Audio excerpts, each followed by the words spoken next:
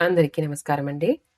అప్పుడే ఆఫీస్ నుండి వచ్చిన కళ్యాణ్‌కి కాఫీ చేతికందిస్తూ, తను కూడా కాఫీ తెచ్చుకుని సోఫాలో అతని పక్కనే కూర్చొని కాఫీ తాగుతోంది పల్లవి.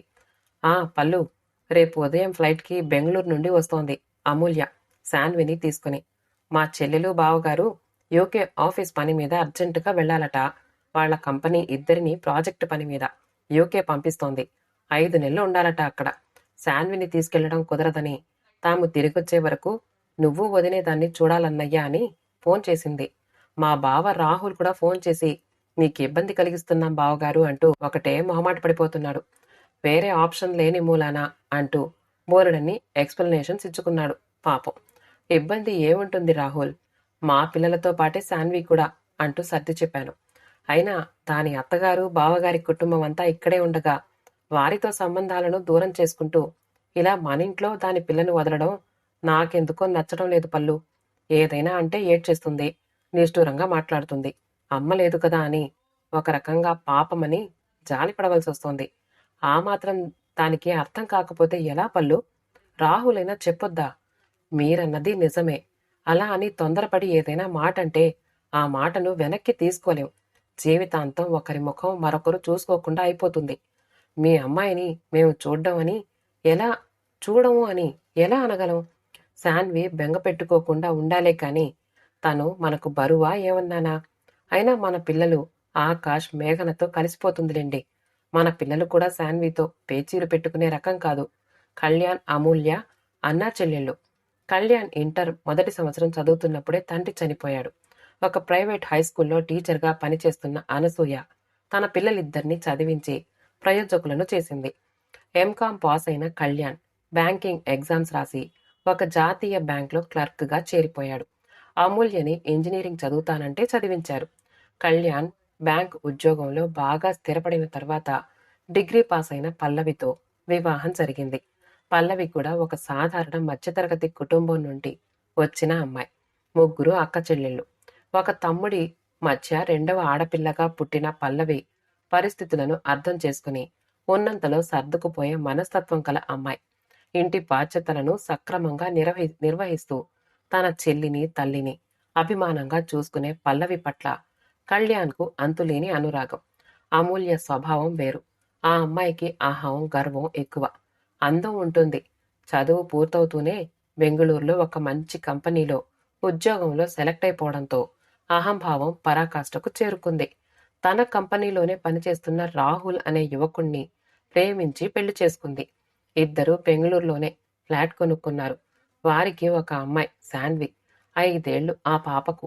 3 సంవత్సరాల క్రితమే కళ్యాణ్, అమూల్యల తల్లి స్వర్గస్థురాలయ్యింది. పెరాలసిస్ వచ్చిన అనసూయమ్మకి ఎంతో సేవ చేసింది పల్లవి. తల్లిని చుట్టపు చూపుగా చూడ్డానికొచ్చి 2 రోజులుండి వెళ్ళిపోయేది అమూల్య. సెలవు లేదని, అర్జెంటు పనుంది అంటూ ఏవో సాకులు చెప్పేది. కాని తానున్న 2 రోజులు మాత్రం పల్లవిని మాటలతో తెగ హింసించేది. అమ్మకు కాస్త మెత్తగా అన్నం వండొచ్చు కదా వదినా, ఇలా వండితే అమ్మ ఎలా నవలగలుగుతుందనో, కూరలో ఉప్పు ఎక్కువ వేసేశావు, చప్పిడివి పెట్టాలని తెలీదా అంటూ ఏదో ఒక రకంగా సాధిస్తూనే ఉండేది. ఒకరోజు పళ్లరసం ఇవ్వలేదని పెద్ద రాద్ధాంతం చేసింది. నిజంగా ఏదో పని హడావిడిలో తను మర్చిపోయింది. అమూల్య తనతో అలా గొడవ పెట్టుకునే కంటే అయ్యో వదిన మర్చిపోయిందేమో అనుకుంటూ తను ఆ మాత్రం పళ్లరసం తీసి తల్లికి ఇవ్వలేదా? ఓ 10 రోజులు సెలవు పెట్టుకునొచ్చి తల్లి దగ్గరే ఉండి తల్లికి సేవ చేయొచ్చు కదా. వచ్చిన 2వ రోజే ఆఫీస్లో పనుందంటూ పరిగెత్తేది. అమూల్య అత్తగారు, మామగారు పెద్ద కొడుకు దగ్గర ఇక్కడే హైదరాబాద్లో ఉంటారు. పుట్టింటికి వచ్చి వెళుతున్న అమూల్య ఎప్పుడూ అత్తవారింటికి వెళ్లిన దాఖలాలే లేవు. పెళ్ళై కొత్తగా అత్తవారింటికి వెళ్ళినప్పుడు తోటికోడలు తనను చిన్నబుచ్చే మాట అన్నట్టుగా మాట్లాడిందట. అంతేకాదు, అత్తగారు కూడా దానికి ఒత్తాసు పలికారట. ఈ విషయాన్ని ఏడుస్తూ అత్తగారితో చెప్పుకున్న అమూల్య మాటలు అత్తగారి చెవిలో పడ్డాయి. ఆ సందర్భంలో అమూల్యకు నచ్చజెప్పి సర్దుకోవాలని అత్తగారు అనలేదు. పుట్టింటికి వచ్చినప్పుడు కూడా ఆమె ఎప్పుడూ అత్తవారింటికి వెళ్ళి చూసిరా అమ్మా అని నచ్చజెప్పేది కాదు. అమూల్య తోటికోడలు, ఆస్తిపరురాలు. అయినా ఆమెలో అహంభావం కాని, గర్వం కాని కనబడేవి కావు. తాము మాట్లాడినప్పుడు ఎంతో మర్యాదగా వ్యవహరించేది. ఆమె భర్త హైదరాబాద్లో సాఫ్ట్వేర్ ఇంజనీర్. అమూల్య హైదరాబాద్కు తల్లిని చూడ్డానికొచ్చిన బావగారింటికి వెళ్లి అత్తగారిని కలవదు. అమూల్య అత్తగారు మావగారే ఒకసారి బెంగళూరుకు వెళ్లి 2 రోజులుంటారు. కొడుకు కోడలు ఆఫీస్కి వెళ్లిపోతే వారిద్దరికీ ఒంటరితనమే మిగులుతుంది. హైదరాబాదులో పెద్ద కోడలు ఉద్యోగం చెయ్యదు. అదీ కాక ఆవిడకు ఇక్కడ బంధువులు ఎక్కువ. ఆమె అన్నలు, చెల్లెళ్ళు, భర్త తరపున చుట్టాలు అందరూ ఇక్కడే ఉంటారు. ఎప్పుడు ఏదో ఫంక్షన్లు హడావిడిగా ఉంటుంటారు.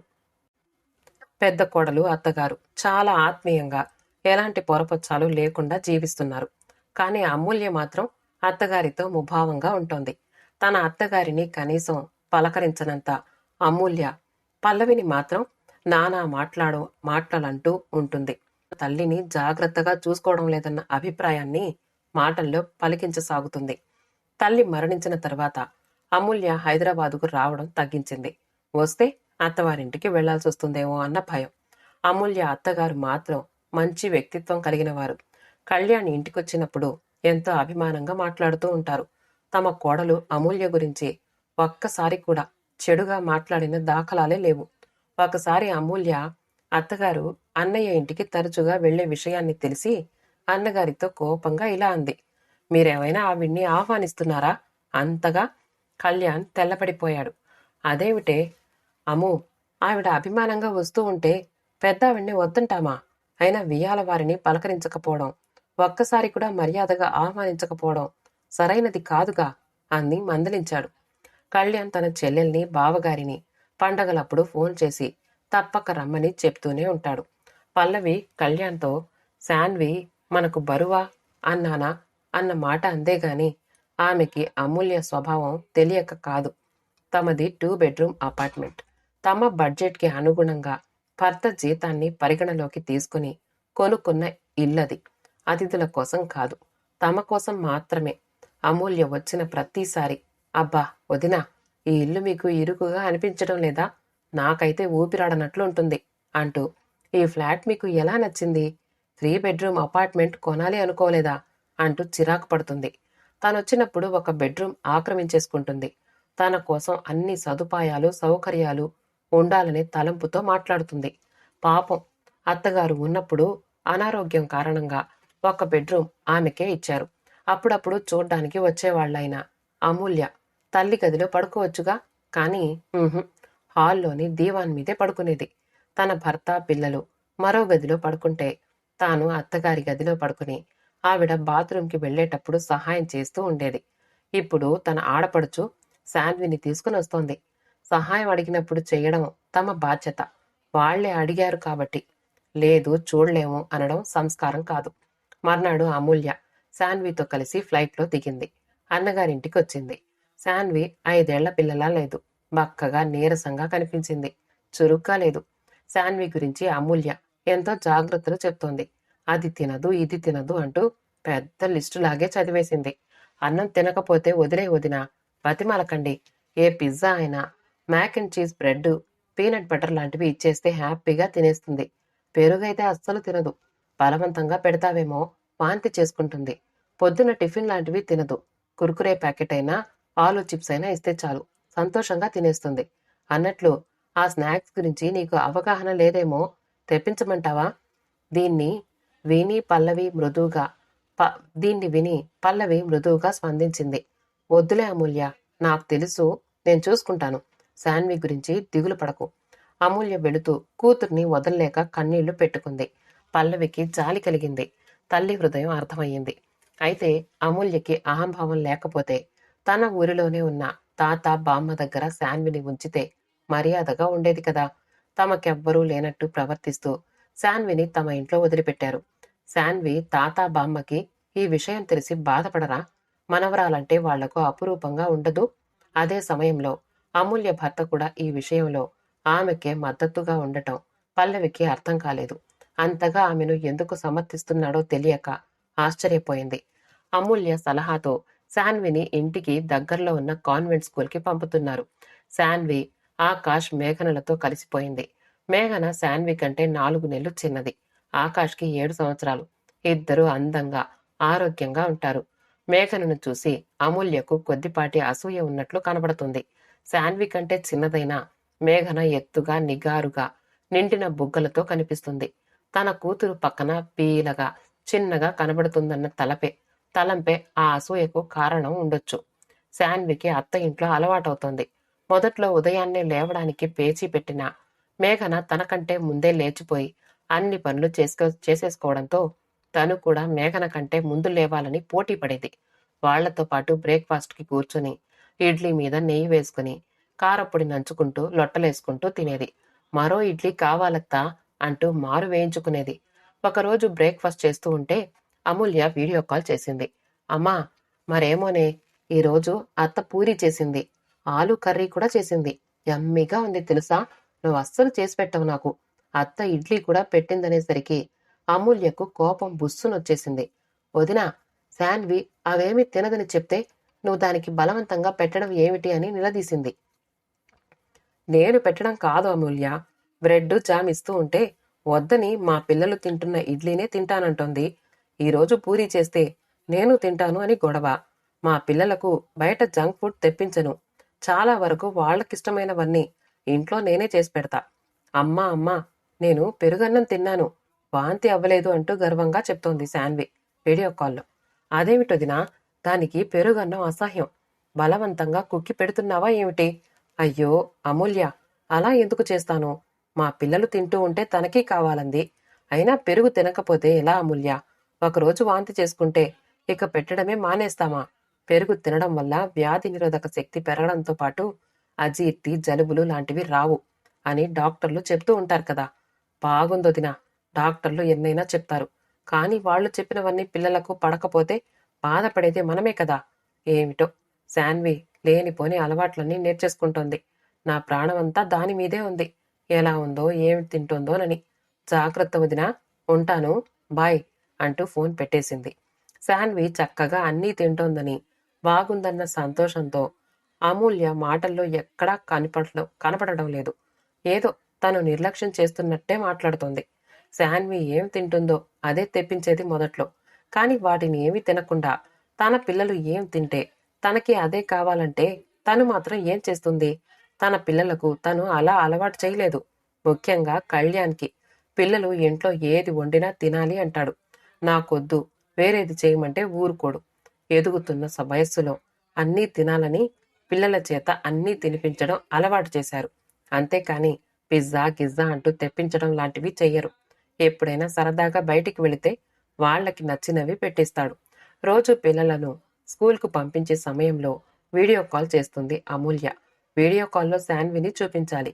శాన్వి గురించి ఆరా తీస్తూ ఉంటే సమాధానం చెప్పాలి. ఒకరోజు మేఘన వేసుకునే ఫ్రాక్ తనకు వెయ్యమని అడిగేసరికి పల్లవి శాన్వికి ఆ ఫ్రాక్ వేసింది. వీడియో కాల్లో శాన్వి ఒంటి మీద ఆ ఫ్రాక్ చూసి అంతెత్తున ఎగిరింది.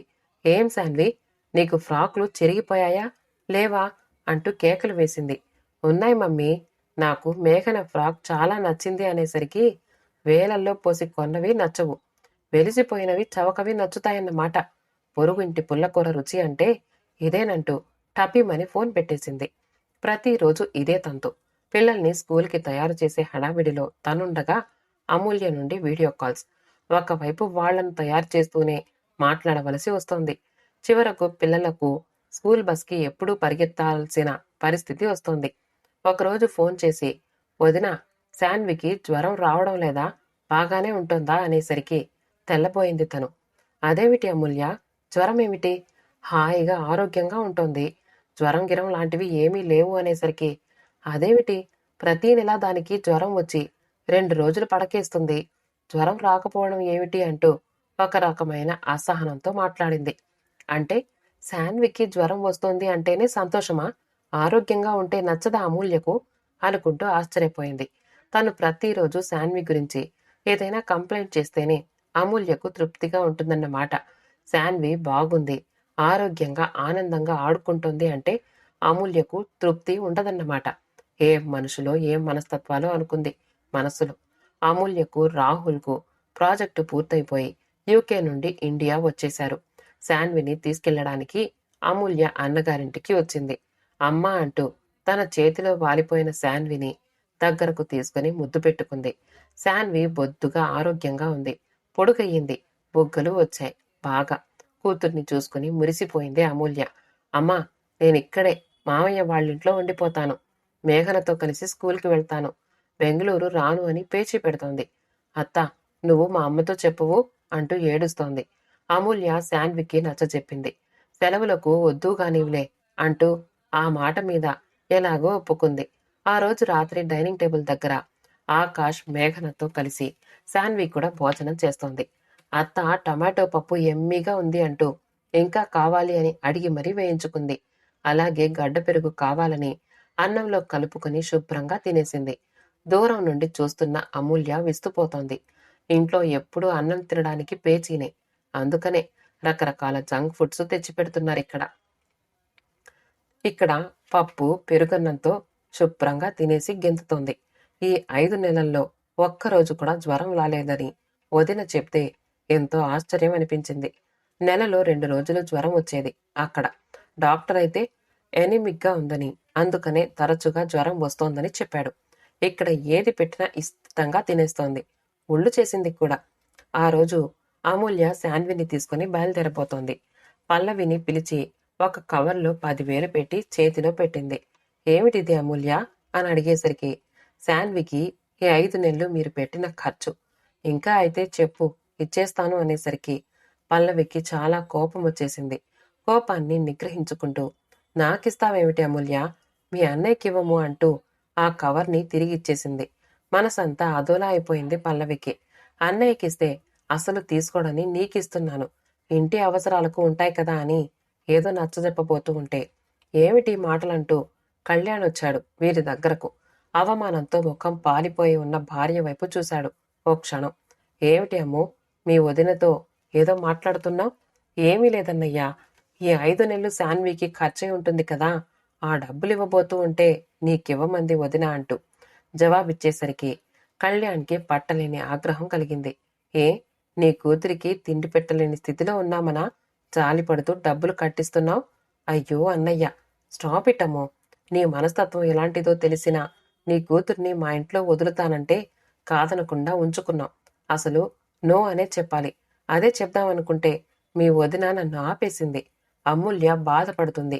శాన్విని ఉంచుకుందాము అనే తనే నన్ను ఫోర్స్ చేసింది.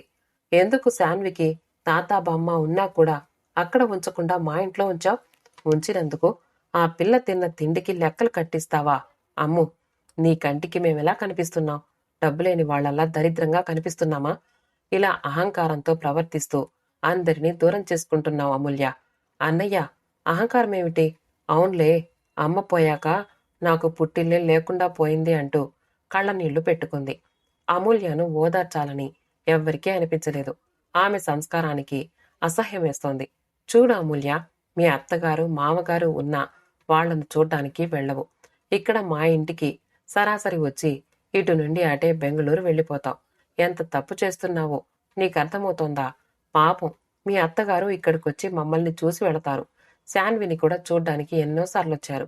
మీతో తీసుకువెళ్ళండి శాన్విని 2 రోజులు అంటే అమూల్యకు ఇష్టం లేని పని చేయలేను కళ్యాణ్ అంటూ బాధపడ్డారు. అన్నయ్య, అన్నయ్య వదిననైనా చెప్పొచ్చు కదా అమూల్యకు అని వారు అనుకోరా? అయినా ఇదేం సంస్కారం? కుటుంబం అన్నాక ఏవో చిన్న చిన్న గొడవలు వస్తాయి. వాటినే సాగదీసుకుంటూ జీవితం అంతా బద్ధశత్రువులుగా ఉండిపోతామా? బాంధవ్యాల విలువ ఇదేనా అమ్ము? ఆలోచించు. అమ్మను పల్లవి ఎంత బాగా చూసుకుంది. ఏనాడైనా నువ్వు వచ్చి అమ్మను చూసుకున్నావా? పైగా వచ్చిన ప్రతిసారి పల్లవిని ఏదో మాట అంటూనే ఉన్నావు. ఒక కోడలిగా అత్తగారిని అలాగేనా చూసుకోవడం అంటూ నిష్ఠూరంగా మాట్లాడావు చాలాసార్లు. తను నాకేమీ చెప్పలేదు. నేనే నీ మాటలన్నీ విన్నాను అమ్ము. అత్తగారి పట్ల కనీస ఆదరణ అభిమానం చూపని నువ్వు పల్లవికి అమ్మని ఎలా చూసుకోవాలో చెప్పావు. నువ్వు లేని ఈ 5 నెలలు పల్లవి శాన్విని మేఘన కంటే ఎక్కువగా ప్రేమగా చూసుకుంది. కనీసం శాన్విని బాగా చూసుకున్నావు వదిన అని ఒక్క మాట అన్నావా? శాన్వి నీతో రానని ఇక్కడే ఉండి చదువుకుంటాను అని ఏడుస్తూ ఉంటే అప్పుడైనా నీ మనస్సుకు అనిపించలేదా? పాపకి కుటుంబంతో ఎంత అనుబంధం ఏర్పడిందోనని డబ్బులు లెక్క కట్టి ఇచ్చేస్తే సరిపోతుంది. పాపం అన్నయ్య తీసేసుకుంటాడని అనుకున్నావు. శాన్వి ఇక్కడ ఆనందంగా ఆరోగ్యంగా ఉందని చెప్పడానికి నీకు అహం అడ్డొచ్చింది. కళ్యాణ్ మాట్లాడుతున్న మాటలకు అమూల్య ముఖం మాడిపోయింది. పల్లవికి కంగారుగా ఉంది. ఒక పక్క భర్తకి కోపమొచ్చినా, ఏదైనా నచ్చకపోయినా ఒక పట్టాన ఊరుకోడు. ఏదో విధంగా ఆపాలి అనుకుంటూ టాపిక్ మార్చడానికి ప్రయత్నించింది. కాని కళ్యాణ్ పట్టించుకోలేదు. ఇంకా మాట్లాడుతూనే ఉన్నాడు అమూల్యతో. నీకు ఓ కుటుంబం ఉంది. అందులో మీ అత్తగారు, మామగారు, బావగారు ఇంకా ఎందరో ఉన్నారు. ఆ కుటుంబానికి విలువిచ్చిన తర్వాతే మా ఇంటికి రా. అంతేకాని వాళ్లను నిర్లక్ష్యం చేస్తూ వారితో బాంధవ్యాన్ని తెంచుకుని మాత్రం మా ఇంటికి రానవసరం లేదు. శాన్విని తీసుకెళ్తామని వచ్చావు. చాలా సంతోషం. నీకోసం మీ వదిన చీర కొంది. శాన్వికి కూడా పట్టులంగా కుట్టించింది. బొట్టు పెట్టించుకుని అవి తీసుకుని వెళ్ళు. నువ్విస్తానన్న ఆ 10,000 ఆ అనాథలకైనా దానం చెయ్యి.